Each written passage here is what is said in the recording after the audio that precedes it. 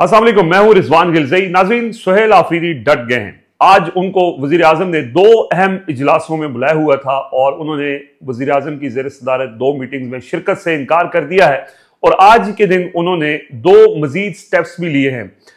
इस सारी सिचुएशन के ऊपर और ख़ासतौर पर जो TLP का मामला है उसके ऊपर भी डिस्कशन करेंगे। दो चीज़ें और होने जा रही हैं जिसमें हुकूमत प्लान कर रही है कि किस तरह से उनको रोकना है। एक कल भी हमने बात की थी कि अपोजिशन लीडर्स जो इमरान खान ने महमूद अचकज़ई और अल्लामा राजा नासिर अब्बास को नामजद किया है, उसको रोकने के लिए एक बारीक वारदात आज एक साले जाफर की खबर है कि स्पीकर शायद मौलाना फजल रहमान को नॉमिनेट कर दें। वो कर नहीं सकते। वो क्यों नहीं कर सकते उसकी तफसील मैं आपके सामने रखूंगा कि कानून उनको पाबंद किस बात के ऊपर बनाता है, तो ये वारदात क्यों डाली जा रही है। लेकिन पहले जरा डिस्कस करते हैं कि आज सुहेल आफरीदी ने किया क्या है। पहले तो उनको कल रात वज़ीर आज़म की ज़ेर सदारत इजलास नेशनल सिक्योरिटी कमेटी के ऊपर नेशनल सिक्योरिटी के ऊपर और दूसरा इजलास जो है वो ज़राअत के ऊपर था और दोनों में उन्होंने नौ मुंतखब वज़ीर आला सुहेल आफरीदी को दावत दी थी कि वो इजलासों में शिरकत करें। बाकी तीनों वज़ीर आला जो है वो भी इजलासों में शिरकत कर रहे हैं। मैंने आपको कल रात जो आईसोप वीडियो अपलोड हुई थी उसके अंदर बताया था कि मुशावरत हो रही है। दो आरा है। एक पार्टी के लोग कह रहे हैं कि उनको जाना चाहिए और वहां जाके इमरान खान का मौक़िफ़ रखना चाहिए जो सिक्योरिटी और अफगानिस्तान की सूरत-ए-हाल के हवाले से।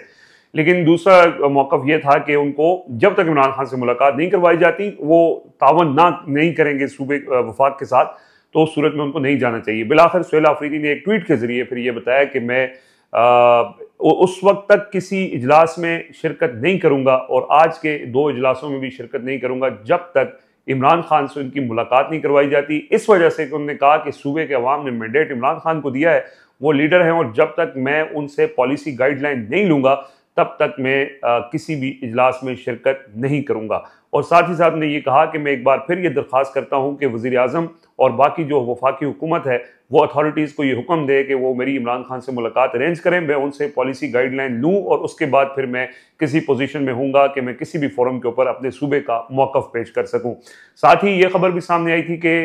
उनकी गैर मौजूदगी में खैबर पख्तूनख्वा की नुमाइंदगी साबिक मुशीर ख़जाना मुज़म्मिल असलम करेंगे। बहरहाल इसके साथ साथ सुहेल आफरीदी ने आज दो मजीद चीज़ें ये की हैं कि उन्होंने पहले दरख्वास्त दायर की है इस्लामाबाद हाई कोर्ट के अंदर और उसमें उन्होंने ये मौक़िफ़ इख्तियार किया है कि वो सूबे के मुंतखब वज़ीर आला हैं और वो अपनी पार्टी के लीडर से पॉलिसी गाइडलाइन लेना चाहते हैं। कानून के मुताबिक ये उनका हक है, तो उनको इस्लामाबाद हाई कोर्ट डायरेक्ट करे अथॉरिटीज़ को, जेल हुकाम को, कि वो उनकी मुलाकात अरेंज कराएं। इस रिट के साथ ही साथ उन्होंने chief justice of Pakistan justice Yahya Afridi को ख़त लिखा और उस खत के अंदर उन्होंने कहा कि वो चीफ जस्टिस उनकी इस आइन और कानून के मुताबिक जो उनका हक बनता है कि उनकी इमरान खान से मुलाकात करवाई जाए। हुकूमत से उन्होंने बार बार रब्ता किया। उन्होंने हवाला दिया कि इससे पहले उन्होंने महकमा दाखिला पंजाब और वजारत दाखिला वफाकी वजारत दाखिला को खतूत लिखे और उसके अंदर उन्होंने ये कहा कि मैं बतौर chief minister chief executive of the province of Khyber Pakhtunkhwa मैं अपने लीडर इमरान खान से मिलना चाहता हूँ और उसके लिए उन्होंने अपने खत में लिखा कि दोनों जो महकमे हैं, एक वजारत दाखिला वफाकी वजारत दाखिला और महकमा दाखिला पंजाब, उन्होंने अभी तक इसके ऊपर कोई रद्दअमल नहीं दिया है और ना ही कोई अरेंजमेंट्स की हैं। लिहाजा बतौर चीफ जस्टिस ऑफ पाकिस्तान वो हुक्म दें कि उनकी सुहेल आफरीदी की यानी इमरान खान से मुलाकात करवाई जाए। इसी के साथ सुहेल आफरीदी ने गुज़श्ता रोज़ वज़ीर आज़म से भी ये कहा था कि दरख्वास्त की थी। जब वज़ीर आज़म ने उनको फ़ोन किया कि उनकी इमरान खान से मुलाकात करवाई जाए तो वज़ीर आज़म ने कहा मैं पूछ के बताता हूँ। तो आज ये भी इंकशाफ हुआ कि जो खैबर पख्तूनख्वा के एडवोकेट जनरल हैं उन्होंने चीफ जस्टिस के स्टाफ से रब्ता किया कि सुहेल आफरीदी ने आपको ख़त लिखा है चीफ जस्टिस ऑफ पाकिस्तान को और वो मिलना भी चाहते हैं। तो इस पर चीफ जस्टिस के स्टाफ ने कहा कि चीफ जस्टिस मसरूफ़ हैं और वो उनसे पूछ के बताएंगे। तो ये पूछ के बताने वाली जो एक नई टर्म जो है वो निकली है कि चीफ जस्टिस ऑफ पाकिस्तान हो, वज़ीर आज़म पाकिस्तान हो, वो इतने बेख्तियार हैं कि वो कहते हैं पूछ के बताएंगे। तो बहरहाल ये हमने कल भी बात की थी कि अब अगले मरहले में सुहेल आफरीदी कानूनी रास्ता इख्तियार करेंगे, अदालतों के दरवाजे खटखटाएंगे और उसके बाद फिर वो अगले लाहेअमल की तरफ जाएंगे जो ऑब्वियसली फिर एहतजाज है, एहतजाजी तहरीक है। और उस वक्त तक जब तक उनकी मुलाकात नहीं करवाई जाती वो किसी तरह का तावन वफाक के साथ नहीं करेंगे। और इसमें वो हक बजानिब हैं कि एक नए वज़ीर आला हैं, यंग हैं और उन्होंने जो भी पॉलिसी डिसीजंस करने हैं वो अपनी पार्टी लीडर से मुशावरत के साथ करेंगे, क्योंकि वोट तो लोगों ने, खैबर पख्तूनख्वा के लोगों ने इमरान खान को दिया है और इमरान खान की पॉलिसी, इमरान खान की मर्जी, इमरान खान की गाइडलाइन जो है उसके बगैर वो कोई भी कदम नहीं उठा सकते। इससे पहले अली अमीन गंडापुर उठाते रहे, वो इजलासों में बैठते रहे, वफाक के साथ ताउन करते रहे, लेकिन अली अमीन गंडापुर के जाने के बाद अब सुहेल आफरीदी ने जो है वो कैटेगोरिकली ये कह दिया है कि वो जो भी करेंगे वो इमरान खान की हिदायत के ऊपर करेंगे, अपनी तरफ से वो खुद से कोई फैसला नहीं कर सकते। ये बहुत वजाहत और क्लैरिटी के साथ उन्होंने बता दिया है। और जो आज 2 इजलास हैं उनके अंदर वो शिरकत नहीं कर रहे, और जो 2 उन्होंने मजीद फोरम्स हैं उसके ऊपर उन्होंने अपना तहरीरी तौर पर बता दिया है, सारे रास्ते इख्तियार किए हैं बगैर टाइम ज़ाया किए। और अगर ये इसमें डिले किया जाएगा, जैसे किया जाएगा, ऑब्वियसली नहीं कराई जाएगी मुलाकात। और इमरान खान से वैसे भी तोशाखाना 2 केस अब कल वैसे तो उनको बहुत जल्दी थी कि इसकी समाअत मुकम्मल करें और इमरान खान को सजा दें, लेकिन मुलाकातें रोकने के लिए वो अब समाअत 29 अक्टूबर तक मुलतवी हो गई है और 29 अक्टूबर तक जाहिर है कि बहुत मुश्किल है इमरान खान से किसी की मुलाकात हो पाए। एक और खबर जो हमने कल दी थी, अब उसकी कंफर्मेशन भी हो चुकी है कि इमरान खान ने बैरिस्टर सैफ और मुजम्मिल असलम के हवाले से ये नहीं कहा कि उनको काबीना में शामिल करना है, ऐसी अभी तक कोई बात नहीं हुई है। उन्होंने कहा कि सुहेल आफरीदी आज़ाद हैं और वो जो चाहें, जिस तरह चाहें, अपनी काबीना का वो फैसला कर सकते हैं। अच्छा, अब जरा बात करते हैं ये जो सानिया मुरीद क्या हुआ है। मैंने बताया था आपको कि शायद हकान अब्बासी, और अब खैर वो तो अब इतना तेजी से वो क्लिप चला है क्योंकि देखें हुकूमत ने कल एक दावा किया, उन्होंने कहा जी हम सड़कें क्लियर करने के लिए हमने वहाँ पे ऑपरेशन किया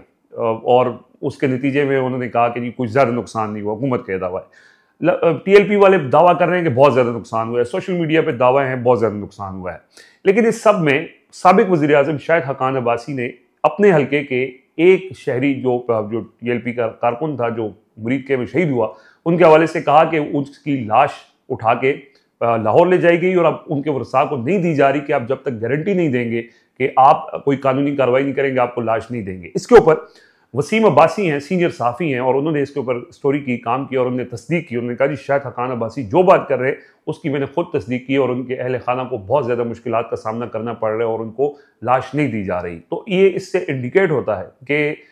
किस तरह हुकूमत जो है वो लाशें छुपा रही है। हुकूमत जो लाहिकीन है उनसे गारंटीज ले रही है कि उसी सूरत आप, और ये 26 नवंबर के वक्त भी हुआ था, ये इससे बड़ा जुल्म, इससे बड़ा सफाकियत हो नहीं सकती कि एक तो लोगों को गोली मार के कत्ल किया गया, फिर उसके बाद उनकी लाशों को उनके वरसा के हवाले इसलिए नहीं किया जा रहा कि आप हमारे खिलाफ कोई कार्रवाई नहीं करेंगे, और ये एक तरह की ढिठाई है। दूसरी तरफ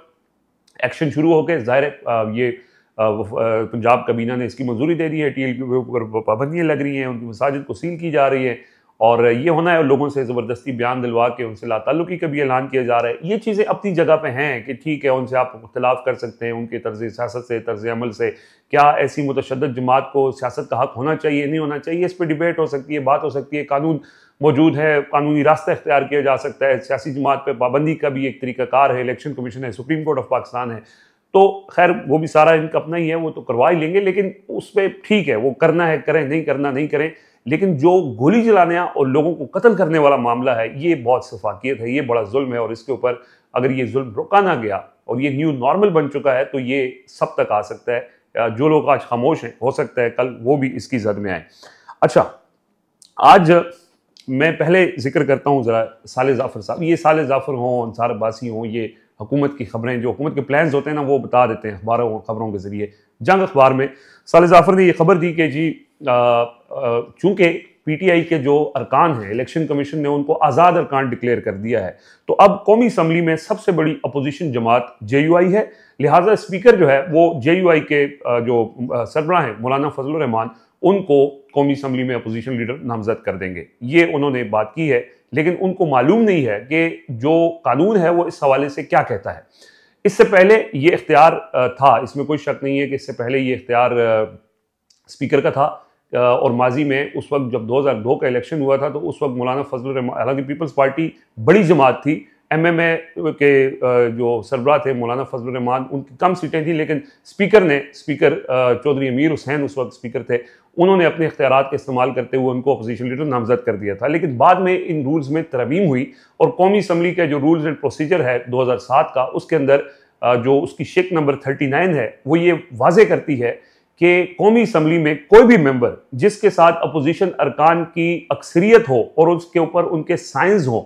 तो वो मेंबर स्पीकर पाबंद होगा उसको अपोजिशन लीडर बनाने का। ये बड़ी वाज़ेह है कानून के अंदर ये बात, वहाँ पे किसी पार्टी का जिक्र नहीं है। और वो आप कानून का वो जो शिक है 39 और उसकी सब क्लॉज 3 है, उसके अंदर बहुत वजाहत के साथ ये लिखा हुआ है कि कोई भी मेंबर, उसमें पार्टी का जिक्र नहीं है, कोई भी अपोजिशन का मेंबर जिसके साथ अपोजिशन अरकान की अददी अक्सरियत और उसके साथ उनके पास साइंस मौजूद हो और वो स्पीकर को जमा कराए, तो स्पीकर पाबंद होगा उसको अपोजिशन लीडर नामजद करने का। तो ये जो बारीक वारदात डाली जा रही है, इसके अंदर कानून में इसकी कोई गुंजाइश नहीं है। और कानून में इस वक्त जो आमिर डोगर साहब ने दावा किया है कि 70 अरकान के दस्तखत उन्होंने हासिल कर लिए हैं, और वो अब जब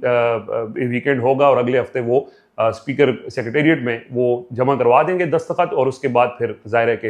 अपोजिशन लीडर महमूद खान अचकजई को वहाँ पे अपोजिशन लीडर नामजद कर दिया जाएगा। हुकूमत नहीं करना चाहती, हुकूमत नहीं अफोर्ड कर सकती एक ऐसा अपोजिशन लीडर जो कंट्रोल्ड ना हो। जैसे सुहेल आफरीदी वज़ीर आला आगे अब वफाक के लिए मुश्किलात हैं, वो मीटिंग्स में नहीं बैठ रहे और टफ टाइम दे रहे हैं, इसी तरह कौमी असम्बली के अंदर भी अगर महमूद खान अचकजई आ गए तो हुकूमत के लिए मुश्किलात खड़ी हो सकती हैं। इसलिए वो कोशिशें कर रहे हैं कि किसी तरह से इनका रास्ता रोका जाए। एक और खबर अंसार बाज साहब ने दी, और अली अमीन गंडापुर साहब के हवाले से और सुहेल आफरीदी के हवाले से। अच्छा, एक चीज़ मैं आपको बता दूं कि ये जो जो खबरें अंसार बाज साहब देते हैं,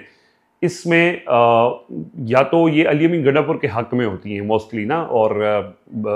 मोस्ट लाइकली ये बैरिस्टर सैफ की गुफ्तगू होती है, लेकिन वो ज़राए से देते हैं। और उन्होंने ये कहा कि अली अमीन गंडापुर मुज़ाकरात के हामी थे और वो इमरान खान की मुज़ाहमती सियासत के से एग्री नहीं करते थे, और वो कहते थे कि अगर मुझे इख्तियार दे दिया जाए तो मैं इमरान खान को मुज़ाकरात के ज़रिए ही रिहा करवा लूँगा, यानी डील के ज़रिए रिहा करवा लूँगा, इमरान खान इसके ऊपर नहीं माने। दूसरों ने ये कहा कि